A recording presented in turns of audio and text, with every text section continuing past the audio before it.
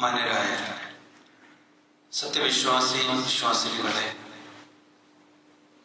റഹ്മാനായ റബ്ബിന്റെ വിധിവിലക്കുകൾ ജീവിതത്തിന്റെ എല്ലാ മേഖലകളിലും കാത്തു സൂക്ഷിക്കണേ എന്ന് സ്വന്തത്തോട് തന്നെയും ഓരോരുത്തരോടും പ്രത്യേകമായി വസിയത്ത് ചെയ്യുകയാണ്, ഓർമ്മപ്പെടുത്തുകയാണ്. ചിലരെ കുറിച്ച് ചിലപ്പോഴെങ്കിലും നമ്മൾ ഇങ്ങനെ പറയാറുണ്ട്. ചിലപ്പോൾ നമ്മെക്കുറിച്ചും നമ്മൾ തന്നെ ഇങ്ങനെ ചിന്തിക്കാറുണ്ട്. എന്തുകൊണ്ടാണ് ഖുർആൻ ക്ലാസ്സിൽ സ്ഥിരമായി പങ്കെടുക്കാത്തത്? എന്തുകൊണ്ടാണ് ചിലർ ഖുതുബയുടെ തുടക്കത്തിൽ സ്ഥിരമായി എന്തുകൊണ്ടാണ് വിശുദ്ധ ഖുർആൻ അടക്കം ഇസ്ലാമിക ഗ്രന്ഥങ്ങളും പ്രസിദ്ധീകരണങ്ങളും വാങ്ങാനും വായിക്കാനും മടിക്കുന്നത്? എന്തുകൊണ്ടാണ് മതപരമായ കാര്യങ്ങൾ വരുന്ന സോഷ്യൽ മീഡിയ പ്ലാറ്റ്ഫോമുകളിൽ സൈലന്റ് ആയി പോകുന്നത്? ഇതിന് പല കാരണങ്ങൾ വ്യക്തിപരമായും മറ്റും നമുക്ക് പലതും ഉണ്ടാവാം. അതിൽ ചിലത് ഞാൻ പറയാം. പലപ്പോഴും ഇങ്ങനെ നന്മയുടെ വാതിലുകൾ സ്വയം പ്രവേശിക്കാതെ സൈലന്റായി നിശബ്ദമായി പോകാൻ കാരണം കേട്ടാൽ അത് ജീവിതത്തിൽ മാറ്റം വരുത്തേണ്ടി വരും എന്നതാണ്.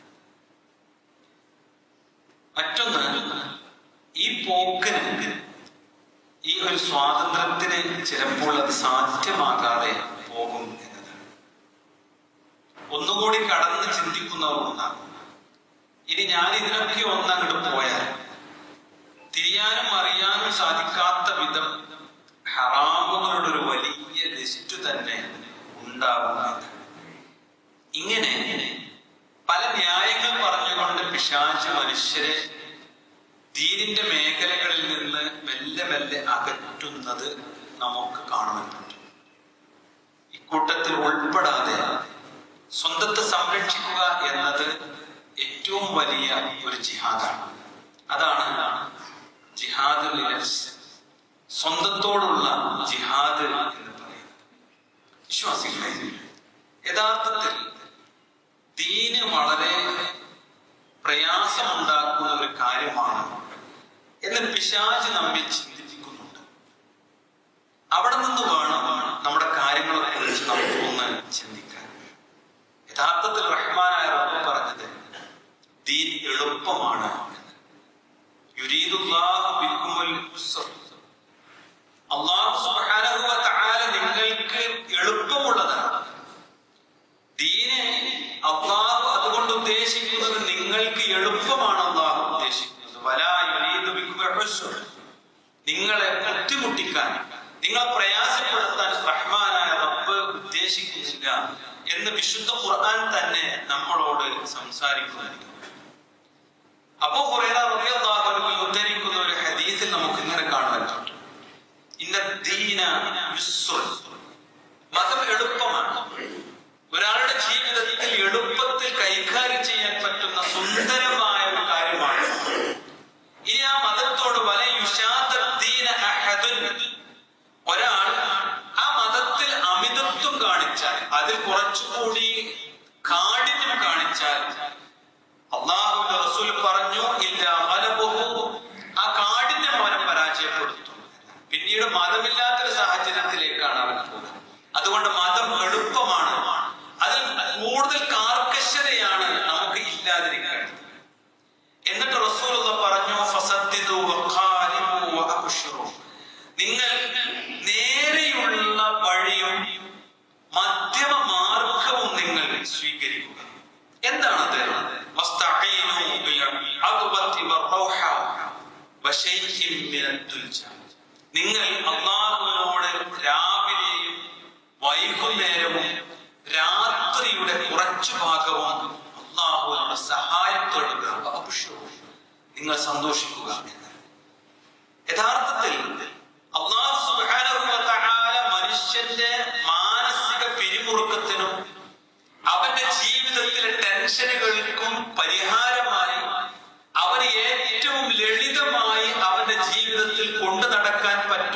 ഒന്നിനെയാണ് മതപരമായ കർമ്മങ്ങളായി അല്ലാഹു പഠിപ്പിച്ചിട്ടുള്ളത്. റഹ്മാനായ റബ്ബ് പറഞ്ഞു, വമാ ജഅല അലൈക്കും ഫിദ്ദീനി മിൻ ഹറജ്, മതത്തിൽ യാതൊരു പ്രയാസവും നിങ്ങളുടെ മേൽ അവൻ ചുമത്തിയിട്ടില്ല എന്ന് അല്ലാഹു സുബ്ഹാനഹു വ തആല പഠിപ്പിക്കുന്നുണ്ട്. മതം പറഞ്ഞ് വെറുപ്പിക്കുകയോ ഞെരുക്കമുണ്ടാക്കുകയോ ചെയ്യാൻ പാടില്ല. റസൂലുള്ളാഹി സ്വല്ലല്ലാഹു അലൈഹി വസല്ലം പറഞ്ഞു, യസ്സിറു വലാ തുഅസ്സിറു, നിങ്ങൾ എളുപ്പമുണ്ടാക്കുക, നിങ്ങൾ ഒരിക്കലും ഞെരുക്കമുണ്ടാക്കരുത്. വബശ്ശിറു വലാ തുനഫിറു, നിങ്ങൾ ഏതൊരാൾക്കും സന്തോഷം അറിയിക്കുന്ന ആളായി മാറുക, നിങ്ങൾ വെറുപ്പിക്കരുത്. അത് സ്വന്തത്തോടും തന്റെ കൂടെ ജീവിക്കുന്നവരോടും ഇതേ മാനദണ്ഡമാണ്.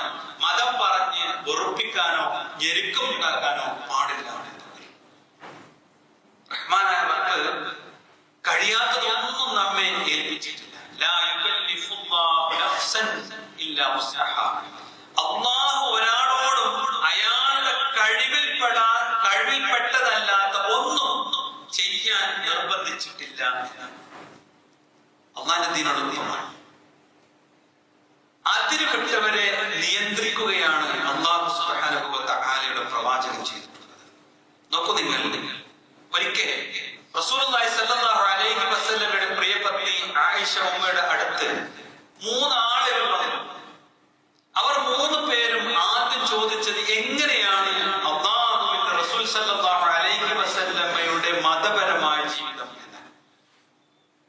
അപ്പോ റസൂലുള്ളാഹി സ്വല്ലല്ലാഹു അലൈഹി വസല്ലമയെ കുറിച്ച് കേട്ടപ്പോൾ അവർ 3 പേരും ഒരുപോലെ പ്രതികരിച്ചു. അല്ലാഹുവിന്റെ റസൂല് പാപങ്ങളൊക്കെ പുറത്ത് കിട്ടിയ അല്ലാഹു തെരഞ്ഞെടുത്ത സ്വർഗ അവകാശിയായ പ്രവാചകനാണ്. അതുപോലെ നമ്മൾ ഒന്നുകൂടി കുറച്ചുകൂടി ഇക്കാര്യത്തിൽ വാശി കാണിക്കുന്നവർ ആകണമെന്ന്. അപ്പൊ ഒരാൾ പറഞ്ഞു, ഇനിയുള്ള കാലം അത്രയും ഞാൻ രാത്രി മുഴുവൻ ഉറങ്ങണ പ്രശ്നമില്ല, രാത്രി മുഴുവൻ എഴുന്നേറ്റ് നമസ്കരിക്കും. രണ്ടാമത്തെ പറഞ്ഞു, ഞാൻ ഇനി നോമ്പെടുക്കാത്ത ദിവസം ഉണ്ടാവില്ല, എല്ലാ ദിവസവും ഞാൻ നോമ്പനുഷ്ഠിക്കും. മൂന്നാമൻ പറഞ്ഞു, എന്റെ ജീവിതത്തിൽ ഇനി ഞാൻ വിവാഹം കഴിക്കില്ല, ആ വിവാഹം എന്റെ ഇബാദത്തുകൾക്ക് തടസ്സമാണ്, അതുകൊണ്ട് ഞാൻ വിവാഹം കഴിക്കാതെ ദീനിയായി ജീവിക്കും. അപ്പോ റസൂലുള്ളാഹി സ്വല്ലല്ലാഹു അലൈഹി വസല്ലം അവിടേക്ക് വന്നു. അപ്പൊ റസൂലുള്ളാഹി സ്വല്ലല്ലാഹു അലൈഹി വസല്ലമയോട് ഭാര്യ ഈ വന്ന ആളുകളെ കുറിച്ച് പറഞ്ഞു, അവരെടുത്ത തീരുമാനങ്ങളെ കുറിച്ച് പറഞ്ഞു. ശ്രദ്ധിച്ചു കേൾക്കണം സഹോദരങ്ങളെ. റസൂലുള്ളാഹി സ്വല്ലല്ലാഹു അലൈഹി വസല്ലമ അവരുടെ അടുത്ത് ചെന്നിട്ട് പറഞ്ഞു, ഫഖാല അൻതും അല്ലദീന ഖുൽതും വകദ വകദ, നിങ്ങൾ ഇങ്ങനെയും ഇങ്ങനെയും ഒക്കെ പറഞ്ഞു എന്ന് ഞാൻ അറിഞ്ഞു. എന്നിട്ട് റസൂലുള്ളാഹി അവരെ ഉപദേശിച്ചു, അല്ലാഹുവാണ് സത്യം, ഇന്നി ലഅഖ്ശാകും ലില്ലാഹ്, നിങ്ങളെക്കാൾ ഏറ്റവും കൂടുതൽ റഹ്മാനായ റബ്ബിനെ ഭയപ്പെടുന്നവൻ ഞാനാണ്. വഅത്ഖാകും ലഹു, ഏറ്റവും തഖ്വയോടുകൂടി ജീവിക്കുന്നവനും ഞാനാണ്. ലാകിന്നി അസ്സൂമു വഅഫ്തുറു, ഞാൻ നോമ്പനുഷ്ഠിക്കും, ഞാൻ നോമ്പ് ഉപേക്ഷിക്കും. വഉസല്ലി വഅർഖും, ഞാൻ നമസ്കരിക്കും, കിടന്നുറങ്ങും. വഅതസവ്വജു നിസാ, ഞാൻ സ്ത്രീകളെ വിവാഹം കഴിക്കും. ഫമൻ റളിബ അൻ സുന്നതി ഫലൈസ മിന്നി, ഈ സുന്നത്തുകളെ ആരാണോ വെറുക്കുന്നത് അവൻ എന്റെ കൂട്ടത്തിൽപ്പെട്ടവനല്ല. എന്റെ കൂടെയാകാനല്ല നിങ്ങൾ പരിശ്രമിക്കുന്നത്, നിങ്ങൾ എന്റെ കൂട്ടത്തിൽപ്പെട്ടവനല്ല എന്ന് റസൂലുള്ളാഹി സ്വല്ലല്ലാഹു അലൈഹി വസല്ലമ പഠിപ്പിക്കാം. ഒരു മനുഷ്യന്റെ ശരീരത്തിനും മനസ്സിനും ഉൾക്കൊള്ളുവാനും ആശ്വാസവും സന്തോഷവും സംതൃപ്തിയും ആഹ്ലാദവും നൽകുന്നതാണ് യഥാർത്ഥത്തിൽ റഹ്മാനായ റബ്ബ് നൽകിയിട്ടുള്ള ഇബാദത്തും വിശ്വാസ കാര്യങ്ങളും ഒക്കെ. മറ്റൊരു സംഭവം കേൾക്കണോ സഹോദരങ്ങളെ? ഒരു ദിവസം പ്രവാചകൻ സല്ലല്ലാഹു അലൈഹി വസല്ലമ ദുഹാ സമയം കഴിഞ്ഞ് പള്ളിയിലെത്തിയപ്പോ ദുഹറിനെ പ്രതീക്ഷിച്ചു വന്നപ്പോ അവിടെ വെയിലത്തിരിക്കുന്ന ഒരു മനുഷ്യനെ കണ്ടു. നബി സല്ലല്ലാഹു അലൈഹി വസല്ലമ ആ മനുഷ്യനവിടെ നിൽക്കുന്നുണ്ട്. റസൂലുള്ളാഹി സല്ലല്ലാഹു അലൈഹി വസല്ലമ ഖുതുബ നിർവഹിച്ചുകൊണ്ട് ഇരിക്കുകയും ആ മനുഷ്യൻ അവിടെ തന്നെ നിൽക്കുന്നു. റസൂലുള്ളാഹി സ്വല്ലല്ലാഹു അലൈഹി വസല്ലമ അയാളെ കുറിച്ച് ചോദിച്ചു. അപ്പോ സഹാബത്ത് പ്രതികരിച്ചു, അപ്പോ ഇസ്രായേൽ എന്ന മനുഷ്യനാണ്. എന്താണ് അയാള് പള്ളിയിലേക്ക് കയറി ഇറങ്ങിയത്? എന്താണ്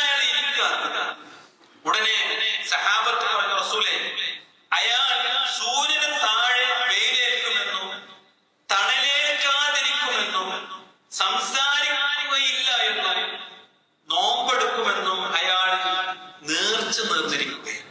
അതുകൊണ്ടാണ് വെയിലത്ത് കയറാത്തത്, അതാണ് അയാൾ തണുത്ത് നിൽക്കാത്തത്, അതുകൊണ്ടാണ് അയാൾ ഇരിക്കാത്തത്. റസൂലുള്ളാഹി സ്വല്ലല്ലാഹു അലൈഹി വസല്ലം പറഞ്ഞു, അവരോട്, ആ മനുഷ്യനോട് നിങ്ങൾ കൽപ്പിക്കുക,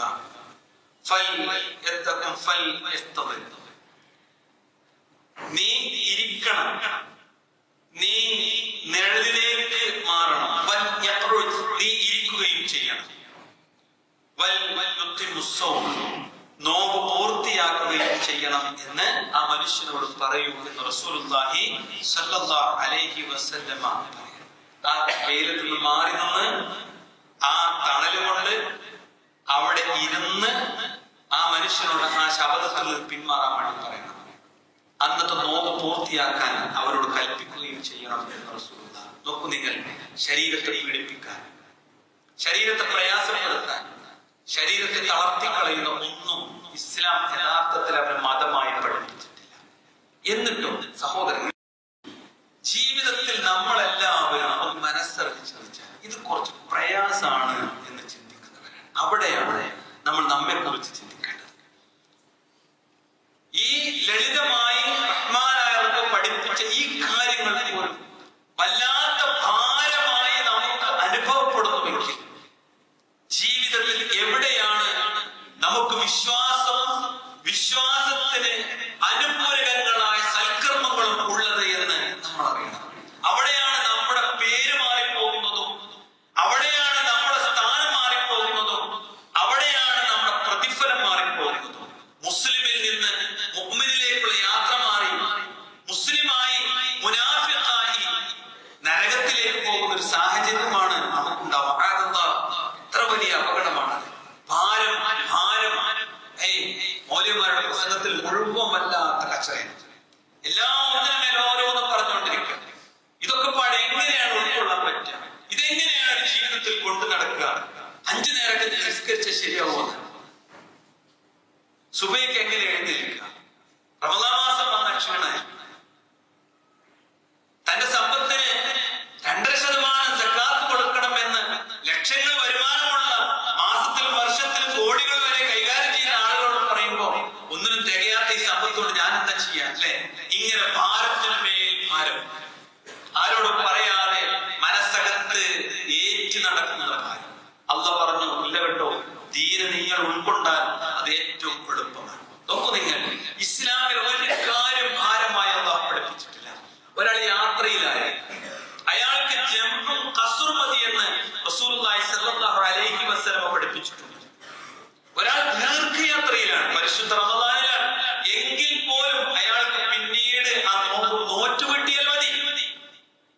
നാട്ടിൽ താമസിക്കുന്നവർക്ക് ഒരു രാവും ഒരു പകലും, യാത്രക്കാരനാണെങ്കിൽ 3 രാത്രികളും അവയുടെ പകലും കുഫയുടെ സോക്സിന്റെ മുകളിൽ തടവിയാൽ മതി. അത്രമാത്രം ലളിതമാണ്. ഒരു സോക്സ് വല്ല പണിയുണ്ടോ? ഒരു ഷൂര വല്ല പണിയുണ്ടോ? മുട്ടുവരെയുള്ള കുഫൂര പണിയുണ്ടോ? എന്നിട്ട് പോലും റഹ്മാനായ റബ്ബ് വിശ്വാസികൾക്ക് നൽകിയ ആനുകൂല്യമാണ്. തടവിയാൽ മതി. വെള്ളം ഉപയോഗിക്കാൻ ഒരാൾക്ക് പ്രയാസം നേരിട്ടു, അല്ലെങ്കിൽ രോഗം ഉണ്ടായത്, ഭയമുണ്ടായി, അയാളെ കൊണ്ട് ഇസ്ലാം 5 നേരത്തെ ഫർള് ഓതു കൊടുക്കുമ്പോൾ വെള്ളം ഉപയോഗിച്ചേ പറ്റൂന്ന് പറഞ്ഞിട്ടില്ല. വളരെ സിമ്പിളായി തയമ്മു ചെയ്താൽ മതി. നീ ഓതുകൊണ്ട് ചെയ്യുന്ന എല്ലാ കാര്യങ്ങളും ചെയ്യാം. ഇതിലും ലളിതമായി ഇസ്ലാം നമ്മോട് കൽപ്പിച്ചിട്ടുണ്ടോ സഹോദരങ്ങളെ? ഇനി ഒരാൾക്ക് രോഗമുണ്ടായി, ശക്തമായ കാറ്റുമഴ ഉണ്ടായി, 2 നമസ്കാരങ്ങൾ ചേർന്ന് നിസ്കരിച്ചോളിയും എന്ന് റസൂലുള്ളാഹി സ്വല്ലല്ലാഹു അലൈഹി വസല്ലം പഠിപ്പിച്ചിട്ടുണ്ട്. ഒരു അന്യ സ്ത്രീയെ നോക്കാൻ പാടില്ല. എന്നാൽ വിവാഹം ആലോചിക്കുന്നവന് അന്യ സ്ത്രീയെ നോക്കാമെന്നത് ഇസ്ലാം നൽകിയ ഏറ്റവും ലാളിത്യത്തിന്റെ ഉദാഹരണമാണ് സഹോദരങ്ങളെ. ഒരാൾക്ക് ജീവൻ അപായപ്പെടും, അയാൾ മരിച്ചു പോകും. ആ ഘട്ടത്തിൽ അയാൾക്ക് അയാളുടെ ജീവൻ സംരക്ഷിക്കാൻ അല്ലാഹു ഹറാമാക്കിയ ഭക്ഷണപാനീയങ്ങളെ ഉള്ളൂ എങ്കിൽ അത് അവന് അനുവദനീയമാണ്. അത് ഉപയോഗിക്കലാണ് അവിടെ ഫർളായിട്ടുള്ള കാര്യം. അത്രമാത്രം സ്വശരീരത്തെ സംരക്ഷിക്കാൻ, ജീവനെ സുരക്ഷിതമാക്കാൻ അല്ലാഹു ഇളവുകൾ നൽകിയിട്ടുണ്ട്. ഇനി ഒരാൾക്ക് നിന്ന് നമസ്കരിക്കാൻ പറ്റൂല, അയാൾക്ക് പ്രയാസമാണ്. റഹ്മാനായ റബ്ബ് പറഞ്ഞു, ഇരുന്നോ, ഇരിക്കാനും കഴിയില്ല, കിടന്ന് നമസ്കരിച്ചാൽ മതി. കിടന്നാൽ നിനക്ക്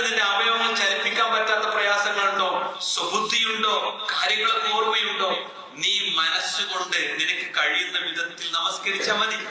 നീ എങ്ങനെയാണോ ശരിയായി നമസ്കരിച്ചത് അതേ രൂപത്തിലുള്ള പ്രതിഫലം നിനക്ക് നൽകുമെന്ന് റസൂൽ സല്ലല്ലാഹു അലൈഹി വസല്ലം മുഅ്മിനീങ്ങളെ നമ്മളോട് പറഞ്ഞു. എന്നിട്ട് അത് പാരാക്കി 4 ദിവസം ആശുപത്രി കിടന്നാൽ ഒരു നിസ്കാരമില്ല. ആ രോഗിക്കുല്ല, കുടുംബത്തിൽ കൂട്ടത്തിലുമില്ല. വളരെ ലഘുവായി നമസ്കരിക്കാൻ എല്ലാ സൗകര്യങ്ങളും ഉണ്ടെങ്കിൽ ഒരു യാത്ര പോയാൽ ഖളാഅന്റെ കുപ്പായിട്ടിട്ട് ഒരു 5-8 നിസ്കാരം ഇശാന് ശേഷം ആ 12ന്റെ അടിയിൽ അടിച്ചു വിടലാണ്. എന്തേ? നിസ്കാരത്തിന്റെ ഭാര അള്ളാന്റെ അടുത്ത് വരുത്തിയതൊന്നും തീരില്ല കേട്ടോ. അല്ലാത്ത കാര്യമാണ് റഹ്മാനായ റബ്ബ് പറഞ്ഞത്. നോക്കൂ നിങ്ങൾ, സ്ത്രീകൾക്ക് ശാരീരിക പ്രയാസം ഉണ്ടാവും. അവർക്ക് ആർത്തവത്തിന്റെ പ്രസവത്തിന്റെ സമയത്ത് അവർക്ക് പ്രയാസങ്ങൾ ഉണ്ടാവും. അവർക്ക് ഇബാദത്തുകളിൽ നിന്ന് അവർക്ക് ഇളവ് നൽകിയിട്ടുണ്ട്. സക്കാത്ത് അത് ധനികർക്ക് മാത്രം കൊടുത്താൽ മതി, ദരിദ്രർക്ക് അത് കൊടുത്തിട്ടില്ല. മാത്രല്ല ധനികർക്ക് തന്നെ നിസാബത്ത് കാലം തികഞ്ഞ് അപ്പൊ കൊടുത്താൽ മതി. മുഴുവൻ കൊടുക്കണോ? പകുതി കൊടുക്കണോ? മുക്കാലും കൊടുക്കണോ? വേണ്ടടോ. അല്ലാഹ് പറഞ്ഞു 2.5%. അത് അല്ലാഹുവിൻ്റെതല്ല. അത് നീ നിന്റെ കൂടെ പരീക്ഷിക്കപ്പെടുന്ന സാധുവിന് നിന്റെ സ്വത്തിൽ അല്ലാഹു വെച്ചിട്ടുള്ള അവകാശമാണ്. അത് തടുത്തു വെച്ചിട്ട് നീ നിസ്കരിച്ചിട്ട് എന്താ കാര്യം? നിന്റെ അയൽവാസി പട്ടിണി കിടക്കുന്നുണ്ട്, രോഗിയാണ്, വീടില്ലാത്തവരാണ്, മാതാപിതാക്കളെ സംരക്ഷിക്കുന്നവരാണ്, അല്ലാഹുവിന്റെ പരീക്ഷണമുണ്ട്. നിനക്കാണെങ്കിൽ സമ്പത്ത് നൽകിയിട്ടുണ്ട്. നിന്റെ സമ്പത്തിൽ 2.5% സക്കാത്ത്. അത് കണക്ക് കൂട്ടി വേർപ്പെടുത്തി കൊടുക്ക്. അതാണ് പരീക്ഷണം. അത് ഭാരമാണ്. അല്ലാഹു സുബ്ഹാനഹു വ തആല പറഞ്ഞില്ലേ സഹോദരങ്ങളെ, യഥാർത്ഥത്തിൽ അല്ലാഹു എണ്ണി പറഞ്ഞത് മാത്രമേ ഹറാമുള്ളൂ, ബാക്കിയൊക്കെ ഹലാലാണ്. ഇസ്ലാം അത്ര ലളിതമാണ്. അതുകൊണ്ട് സഹോദരങ്ങളെ, ഇസ്ലാമിന്റെ അടിത്തറകളിൽ ഊന്നി നിന്ന് ഓരോ കാലഘട്ടത്തിലും നേരിടുന്ന പ്രതിസന്ധികൾക്ക് പരിഹാരം കാണാനുള്ള ഇജ്തിഹാദിന്റെ വാതിലും നമുക്ക് തുറന്നു വെച്ചിട്ടുണ്ട്. ദീനിയായ കുറെ പ്രശ്നങ്ങൾ നാട്ടിൽ വരും. അതിനൊക്കെ പരിഹാരം കാണാൻ ഖുർആനും സുന്നത്തും ബേസായി വെച്ച് നിങ്ങൾക്കൊരു പ്രശ്നം വന്നോ, അതിന് പണ്ഡിതന്മാർക്ക് ഇജ്തിഹാദിയായ വാതിലും തുറന്നു അത് വെച്ച് നോക്കി ഖുർആനും സുന്നത്തും അനുസരിച്ച് വിധി പറയാനുള്ള അവകാശം അല്ലെ? കോവിഡ് കാലം വന്നപ്പോ നമ്മൾ പള്ളികളൊക്കെ അടച്ചില്ലേ അല്ലെ? വീടുകളിൽ നിസ്കരിച്ചത് നമ്മളൊക്കെ വീട്ടിലുണ്ടായിരുന്നില്ലേ? പള്ളിയിൽ പോകണം ഇല്ല. അവിടെ നമുക്കൊരു പരിഹാരം ഉണ്ടായിരുന്നു.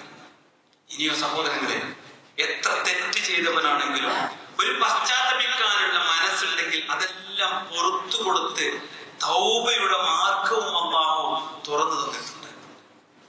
അതുകൊണ്ട് ജീവിതത്തിൽ സാധ്യമാകും വിധം അല്ലാഹുവിനെ സൂക്ഷിച്ച് ജീവിക്കാൻ. ഒരു ഭാരമായി മതത്തെ കാണുന്നവൻ മുനാഫിഖാണ്. ഫത്തഖുല്ലാഹ മസ്തതഅതും. നിങ്ങൾക്ക് കഴിയും വിധം റഹ്മാനായ റബ്ബിനെ നിങ്ങൾ സൂക്ഷിച്ച് ജീവിക്കുക. വസ്മഉ, നിങ്ങൾ നന്നായി കേൾക്കുക. അല്ലാഹുവിന്റെ ദീനിനെ ശ്രദ്ധിച്ച് കേൾക്കുക. വഅതിഉ, എന്നതിന് ശേഷം അതിലെ കൽപ്പനകൾ ജീവിതത്തിൽ സമ്പൂർണ്ണമായി ഉൾക്കൊള്ളുക, അനുസരിക്കുക. വഅൻഫിഖു ഖൈറൻ ലിഅൻഫുസികും, നിങ്ങൾക്ക് റഹ്മാനായ റബ്ബ് നൽകിയിട്ടുള്ള സമ്പത്തിൽ നിന്ന് നിങ്ങൾക്ക് തന്നെ ഗുണപരമായ നിലയിൽ നിങ്ങൾ ചെലവഴിക്കുകയും ചെയ്യുക. അതെന്തേ പറഞ്ഞേ? നിങ്ങൾക്ക് തന്നെ ഗുണപരമായ രീതിയിൽ. നാളെ പരലോകത്ത് സക്കാത്ത് കൊടുത്തവന് കൂലി, സദഖ കൊടുത്തവന് കൂലി, വീടുണ്ടാക്കി കൊടുത്തവന് കൂലി, വിധവയെ സഹായിച്ചവന് കൂലി. എല്ലാം റഹ്മാനായ റബ്ബ് പറഞ്ഞു, നിങ്ങൾക്ക് നൽകിയ സമ്പത്തിന് നിങ്ങൾക്ക് ഉപകാരപ്പെടും വിധം നിങ്ങൾ ചെലവഴിക്കുകയും ചെയ്യുക. ആർ മനസ്സിന്റെ പിശുക്കിൽ നിന്ന് കാത്തു സംരക്ഷിക്കുന്നുവോ അവർ തന്നെയാകുന്നു വിജയം പ്രാപിച്ചവർ. മനസ്സിന്റെ പിശുക്ക് എന്താണെന്നറിയോ? ഇപ്പൊ 5:20 എണീച്ചാൽ എന്റെ ഉറക്കം പോകും, അതൊരു പിശുക്ക.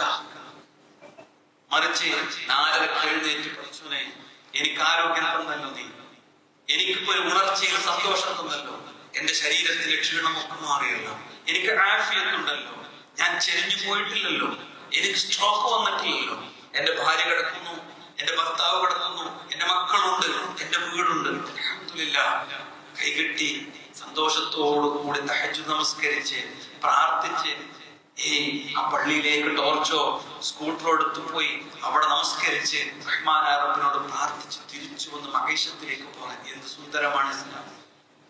എവിടെയാണോ നമ്മൾ ഭാരം കാണുന്നത് അവിടെയാണ് ജീവിതത്തിലെ ഏറ്റവും വലിയ പരാജയം ഉണ്ടാകുന്നത് എന്ന് നമ്മൾ തിരിച്ചറിയണം. അതുകൊണ്ട് ജീവിതം എന്ന് പറയുന്നത് ഇവിടെ അല്പകാലത്തെ ജീവിതമല്ല, ഇവിടുന്ന് പോയതിനു ശേഷമുള്ള ജീവിതമാണ്. ഈ അല്പകാല ജീവിതം കൊണ്ട് മരണശേഷമുള്ള ജീവിതത്തെ എനിക്ക് വിജയിപ്പിച്ചെടുക്കാൻ പറ്റുന്നുണ്ടോ എന്നതാണ് നമ്മൾ ചിന്തിക്കേണ്ടത്.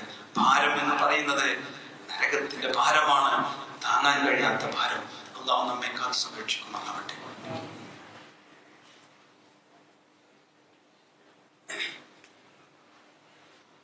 ഇന്നൽ ഹംദുലില്ലാഹ് വസ്സലാത്തു വസ്സലാമു അലാ റസൂലില്ലാഹ് വഅലാ ആലിഹി വസഹ്ബിഹി അജ്മഈൻ. അമ്മാ ബഅദ്. അല്ലാഹുവിന്റെ വിധിവിലക്കുകൾ സൂക്ഷിക്കണേ എന്ന് ഒരിക്കൽ കൂടി ഓർമ്മപ്പെടുത്തുകയാണ്. ചിലർ ആദ്യം ദീൻ ബുദ്ധിമുട്ടാണെന്ന് പറയും.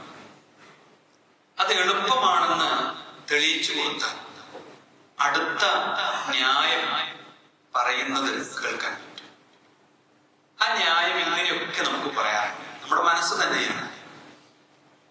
ആ ന്യായങ്ങളിൽ ചിലത് ദീൻ നിങ്ങൾ പറയുന്നത് പോലെ എളുപ്പമാണെങ്കിൽ നമ്മുടെ സൗകര്യത്തിന് ചെയ്തു പോവുകയാണ്. സമയത്ത് തന്നെ നിസ്കരിക്കണം, ഒരു ഒഴിവ് പോലെ ചെയ്താൽ പോലെ. ചിലപ്പോ ചോദിക്കും, റമദാനിൽ തന്നെ നോമ്പ് വേണോ? നല്ല ചൂടുള്ള കാലാണെങ്കിൽ തണുപ്പുള്ള കാലത്ത് ചെയ്താൽ പോലെ, എന്തിനങ്ങനെ ഒരു കുടുസാക്കണം?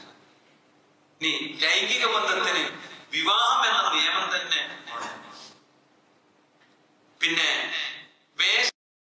ഒരു മനുഷ്യന് ഇഷ്ടപ്പെട്ട വേഷം ധരിച്ചുകൂടെ എന്നൊക്കെ ഇങ്ങനെ മുസ്ലിമീങ്ങൾ എന്നെ അങ്ങനെ ചോദിച്ചോണ്ടിരിക്കും. യഥാർത്ഥത്തിൽ ഇത് ദുർന്യായമാണ്. എന്താ മറുപടി എന്നൊക്കെ സഹോദരങ്ങളെ? യഥാർത്ഥത്തിൽ ഒരു മുസ്ലിം ആയവനെ ഇത് ബാധകമാണ്. ഇസ്ലാം എന്റെ മതമാണ് എന്ന് വിശ്വസിക്കുന്ന, ഈ ലോകത്തിൽ ഒരു സൃഷ്ടാവുണ്ട് എന്ന് വിശ്വസിക്കുന്ന ഒരാൾ ഇങ്ങനെ പറയാൻ പാടില്ല, ഇങ്ങനെ ചിന്തിക്കാനും പാടില്ല, ഇങ്ങനെ ഭാരമാണെന്നും പറയാൻ പാടില്ല. കാരണം അവൻ പരലോകത്തിൽ വിശ്വസിക്കുന്നു.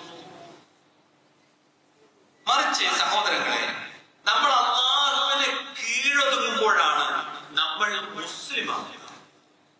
മറിച്ചുള്ള ചിന്ത നമുക്ക് അല്ലാഹു കീഴൊതുങ്ങണം എന്ന് വാദിക്കുന്നത് പോലെയുള്ള നമുക്കനുസരിച്ച് അല്ല മാറണം. മറിച്ച് അല്ലാഹു അവന് കീഴൊതുങ്ങുമ്പോൾ ഞാൻ മുസ്ലിം ആകുന്നു എന്ന് ചിന്തിക്കുന്നതിന് പകരം അല്ല എനിക്കനുസരിച്ച് മതമുണ്ടാക്കണം എന്ന അഹങ്കാരം. ആ അഹങ്കാരം ഉണ്ടെങ്കിൽ എവിടെ എത്തൂല, ഇഹത്തിലെത്തൂല, പരത്തിലെത്തൂല. വിശുദ്ധ ഖുർആൻ പറഞ്ഞു, വമാ ഉമിറു ഇല്ലാ ലിയഅബ്ദുല്ലാഹ മുഖ്ലിസീന ലഹുദ്ദീന ഹുനഫാ. മനസ്സിനെ അല്ലാഹുവിൽ നിഷ്കളങ്കമാക്കി റഹ്മാനായ റബ്ബിനെ കീഴ്പ്പെട്ട് അവനെ ഇബാദത്ത് എടുക്കുവാൻ വേണ്ടി മാത്രമാണ് നാം കൽപ്പിച്ചിട്ടുള്ളത്. ഒന്നിനെയും പങ്കു ചേർക്കാതെ. നാഥാ, നീ ഇല്ലെങ്കിൽ എന്റെ കണ്ണിന്റെ ഒരു ഇമവട്ടൽ പോലും എന്നെ കൊണ്ട് നടത്തിയെടുക്കാൻ പറ്റൂല കേട്ടോ, അത്രമാത്രം ദുർബലനാണ് ഞാൻ. ആ അല്ലാഹുവിൽ വിശ്വസിച്ചുകൊണ്ട് നിഷ്കളങ്കമായ മനസ്സുകൊണ്ട് അല്ലാഹുവിനെ ആരാധിക്കുക. എന്നിട്ട് അല്ലാഹു പറഞ്ഞു, വയുഖീമുസ്സലാത്ത്, അവർ കൃത്യമായി നമസ്കാരം നിർവഹിക്കട്ടെ. അവൻ സകാത്ത് കൊടുക്കുകയും ചെയ്യട്ടെ. അതാണ് ഏറ്റവും സുന്ദരമായ ഋജുവായ മതം എന്ന് അല്ലാഹു പഠിപ്പിച്ചിട്ടുണ്ട്. നമസ്കാരത്തില് ജമ്മും കസ്റും ഒക്കെ പഠിപ്പിച്ച, ഇളവുകളൊക്കെ പഠിപ്പിച്ച, മഴ പെയ്യുമ്പോൾ വീട്ടിൽ നിസ്കരിക്കാൻ വരെ പറഞ്ഞ റസൂലുള്ളാഹി സ്വല്ലല്ലാഹു അലൈഹി വസല്ലം വിശുദ്ധ ഖുർആൻ ഓതി പറഞ്ഞു, ഇന്നസ്സലാത്ത കാനത അലൽ മുഅ്മിനീന കിതാബൻ മൗഖൂത. സമയം നിശ്ചയിക്കപ്പെട്ട, നേരം നിർണയിക്കപ്പെട്ട കൃത്യമായ ഒരു ഇബാദത്താണ് മുഅ്മിനീങ്ങൾക്ക് നമസ്കാരം എന്ന് പഠിപ്പിച്ചിട്ടുണ്ട്. അപ്പൊ മുസ്ലിം ആണെങ്കിൽ കീഴൊതുങ്ങൽ തന്നെ വേണം. നോക്കൂ നിങ്ങൾ, ഇളവുകൾ വിശദീകരിച്ച ഖുർആൻ തന്നെയാണ് കർശനമായ താക്കീതുകളും നൽകിയിട്ടുള്ളത്. ആ താക്കീതുകൾ പാലിക്കുമ്പോഴാണ് തന്റെ മനസ്സിന്റെ ഭാരം ഇറക്കപ്പെടുന്നത്. എളുപ്പമുള്ളതിനെ കുറിച്ച് സംസാരിച്ച അതേ നാവ് കൊണ്ട് തന്നെയാണ് റസൂലുള്ളാഹി സ്വല്ലല്ലാഹു അലൈഹി വസല്ലമ ചില അതിരുകളും അരുതായ്മകളെ കുറിച്ചും ഗൗരവത്തിൽ ഉണർത്തുകയും ചെയ്തിട്ടുള്ളത്. കച്ചവടം ചെയ്യാൻ പറഞ്ഞ അതേ റസൂല് പലിശ അടുക്കരുത് എന്ന് പറഞ്ഞിട്ടുണ്ട്. അനുവദനീയത്തെ സ്വീകരിക്കുകയും ഹറാമിനെ ഉപേക്ഷിക്കുകയും ചെയ്യുക എന്നുള്ളത് മനസ്സമാധാനത്തിന്റെ മാർഗമാണ്. യഥാർത്ഥത്തിൽ ഒരു സന്തുലിതമായ രീതിയാണ് നമ്മൾ സ്വീകരിക്കേണ്ടത്. വസത്തിയത്തായ രീതിയാണ് നമ്മൾ സ്വീകരിക്കേണ്ടത്. എളുപ്പത്തിന്റെ പേരും പറഞ്ഞ് മതത്തിന്റെ അടിത്തറകളിൽ നമ്മൾ വെള്ളം ചേർക്കരുത്. മതത്തെ തന്നെ നശിപ്പിക്കരുത്. മത നിയമങ്ങളെ അനാവശ്യമായ കാർക്കശ്യത്തിലേക്ക് കൊണ്ടുപോയി വലിച്ചിഴച്ച് സ്വയം ഉൾക്കൊള്ളാൻ പറ്റാത്ത വിധം കാഠിന്യമുള്ളതും നമ്മളാക്കാൻ പാടില്ല. സ്വശരീരത്തെ പീഡിപ്പിക്കുന്ന സൂഫിസത്തിന്റെയും ത്വരീഖത്തിന്റെയും മാർഗത്തിലൂടെ പോകാൻ പാടില്ല. അത് നരകത്തിലേക്ക് കണ്ടെത്തും. എന്നാൽ അങ്ങേയറ്റപ്പെട്ട് അല്ലാത്തവരെ വിളിച്ചു പ്രാർത്ഥിച്ച് അള്ളാഹ്ക്കപ്പുറമുള്ള കുറെ പിന്നെ ആരാധനമാരെ സ്വീകരിക്കുന്നിടത്തേക്ക് പോയി അതും നരകത്തിലേക്ക് അതാ നിന്നെ മാത്രം ഞങ്ങൾ ആരാധിക്കുന്നു, നിന്നോട് മാത്രം ഞങ്ങൾ പ്രാർത്ഥിക്കുന്നു. ആ സുന്ദരമായ വസതിയത്തായ മാർഗം സ്വീകരിച്ച് കൃത്യമായി നമസ്കരിച്ച് നോമ്പനുഷ്ഠിച്ച് ഹറാമുകളിൽ നിന്ന് മുക്തമായി ഒരു നല്ല മനുഷ്യനായി ജീവിക്കാനാണ് റഹ്മാനായ റബ്ബ് നമ്മെ പഠിപ്പിക്കുന്നത്. അത്രമാത്രം ലളിതമായ മതത്തെ ഭാരമായി കാണുന്നുവെങ്കിൽ വിശ്വാസികളെ, ജീവിതത്തിൽ നാം പരാജയപ്പെട്ടിരിക്കുന്നു, നാം തകർന്നിരിക്കുന്നു, നമ്മുടെ വഴി നരകത്തിലേക്കാണ് എന്ന് നമ്മൾ തിരിച്ചറിയണം. ഈ ദുനിയാവിന്റെ നൈമിഷികമായ ചില സാമ്പത്തികമായ നേട്ടങ്ങൾക്ക് വേണ്ടി അല്ലെങ്കിൽ മറ്റു ചില സൗകര്യങ്ങൾക്ക് വേണ്ടി മതത്തെ അരികാറ്റി പോയാൽ നാളെ പരലോകത്ത് വിചാരണ പോലും ചിലപ്പോൾ എടുക്കാതെ നരകത്തിന്റെ വഴിയിലേക്ക് പോകേണ്ടി വരും. അത്രമാത്രം പാപികളായിട്ടായിരിക്കും നമ്മൾ പോവുക. അതുകൊണ്ട് കർമ്മരേഖ മുന്നിലേക്ക് വെക്കപ്പെടുമ്പോൾ വലത് കയ്യിൽ ഗ്രന്ഥം ലഭിച്ച് അല്ലാഹു നമ്മോട് സംസാരിച്ച് ജന്നാത്തുൽ ഫിർദൗസിലേക്ക് എത്തിപ്പെടുന്നവരിൽ ഉൾപ്പെടാൻ കഠിനമായി നമ്മൾ പരിശ്രമിക്കേണ്ടതുണ്ട്, ആഗ്രഹിക്കേണ്ടതുണ്ട്, അധ്വാനിക്കേണ്ടതുണ്ട്. റഹ്മാനായ റബ്ബ് അതിന് തൗഫീഖ് നൽകുമാറാവട്ടെ. മതത്തെ ആരൊക്കെ മോശമായി ചിത്രീകരിച്ചാലും മതത്തിന്റെ സൗന്ദര്യവും സൗരഭ്യവും ആസ്വദിച്ചുകൊണ്ട് ജീവിക്കുന്ന മുഅ്മിനുകളിൽ അല്ലാഹു നമ്മെ ഉൾപ്പെടുത്തുമാറാവട്ടെ. അല്ലാഹുവിന്റെ ദീനിന്റെ അടിസ്ഥാന പ്രമാണങ്ങൾ, വിശുദ്ധ ഖുർആൻ, പ്രവാചകന്റെ തിരുസുന്നത്ത് ഇത് കൃത്യമായി ഉൾക്കൊണ്ട് പഠിച്ച് മനസ്സിലാക്കി ജീവിതത്തിന്റെ മാർഗമായി വെളിച്ചമായി സ്വീകരിക്കാൻ അല്ലാഹു തൗഫീഖ് നൽകുമാറാവട്ടെ. രോഗങ്ങൾ കൊണ്ട് പ്രയാസപ്പെടുന്നവർക്ക് റഹ്മാനായ റബ്ബ് ശിഫ നൽകുമാറാവട്ടെ. മരണപ്പെട്ടു പോയ നമ്മുടെ സഹോദരങ്ങൾക്ക്, മാതാപിതാക്കൾക്ക് മഗ്ഫിറത്തും മർഹമത്തും നൽകി അല്ലാഹു അനുഗ്രഹിക്കുമാറാവട്ടെ. اللهم اغفر للمؤمنين والمؤمنات والمسلمين والمسلمات والأحياء منهم والأموات إنك مجيب الدعوات يا قاضي الحاجات. اللهم أجرنا من النار، اللهم أجرنا من النار، اللهم أجرنا من النار. ربنا آتنا في الدنيا حسنة وفي الآخرة حسنة وقنا عذاب النار. آمين آمين برحمتك يا أرحم الراحمين والحمد لله رب العالمين.